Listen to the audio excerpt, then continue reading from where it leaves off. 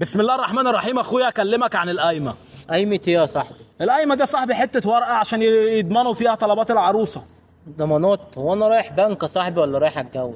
والله يا صاحبي انت مش رايح تتجوز، هم بيحطوا فيها الدواليب والسراير واللبسه والكلوتات عشان يضمنوا ان بنتهم ليها حق.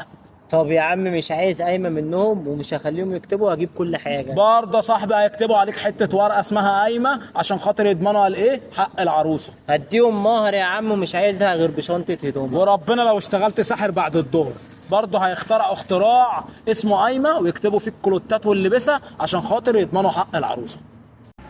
لا يا جدع، يعني انا لو ما كتبتش حتة الورقة دي مش هيدوني البيت؟ لا مش هيجوزوك البت يا صاحبي. طب افرض انا مضيت الورقة دي هيعملوا معايا ايه؟ اقول لك انا بقى اعملوا معاك ايه. هتمضي قايمه، بعد كده هتروح محاكم وهيبهدلوك وهياخدوا الشقه وهياخدوا العفش وهيرموك سلبوطه باللباس. باللباس؟ كله الا اللباس يابا. انا اروح حاجه افركش الجوازه ايه ده دي. انت كاتب قايمه؟ انا هفركش الجوازه دي. كاتب قايمه؟ يابا روح الحق نفسك انا يلا. رايح اهو. اوعى يا جدعان حد يكتب قايمه. يا جدعان اي حد بيتجوز نصيحه يعني اخويه ما تكتبوش قايمه يا عم، خلوها بالثقه وبالحب وعلى الله حكايتكم.